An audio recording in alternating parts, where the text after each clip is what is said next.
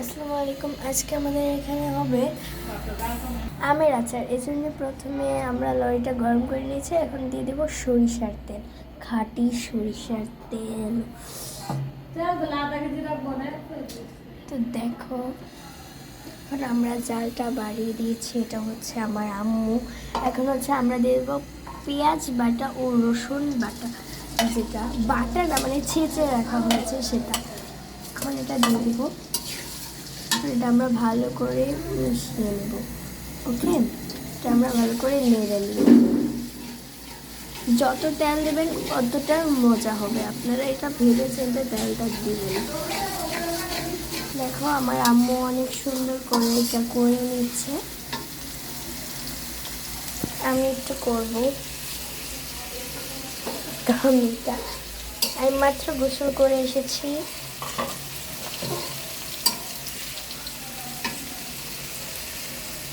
আমরা জালটা একটু কমিয়ে নিয়েছি। এখন হচ্ছে দেব আদা বাটা। আদা বাটা দিয়ে এখন আমরা নেড়ে নেব। আমার আচারটা এরকম করে খেতে যে কী মজা লাগে, আমার কোনো আচারই ভালো লাগে না, এই আচারটা বেশি বেস্ট আমার কাছে এটা। এখন আমরা দেব মরিচের গুঁড়া, হলুদের গুঁড়া, মরিচের না, হলুদের গুঁড়া।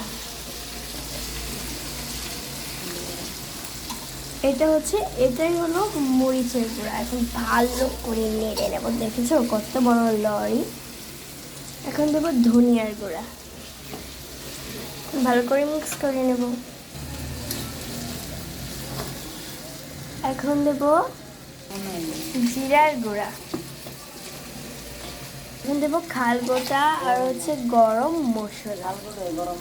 হ্যাঁ, খালগোটাই গরম মশলা, যেটা আর কি। আমি না এতটা জানি না। দেখো, আচারের একটা ফ্লেভার এটা এসে পড়েছে। এখন দেবো তেজপাতা, এটা আমি চিনি। এখন দিব লবণ। এটা লবণের ডিব্বাটা। আর ওই তো আমরা ফ্রিজে রেখে দিয়েছিলাম আমটা। এখন আমরা ভালো করে নেড়ব। এখন আমরা আবার ভয়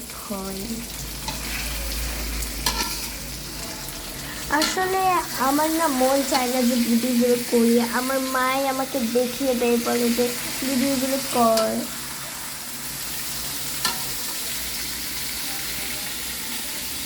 আমগুলো দিয়ে দে। এই তো দেখো,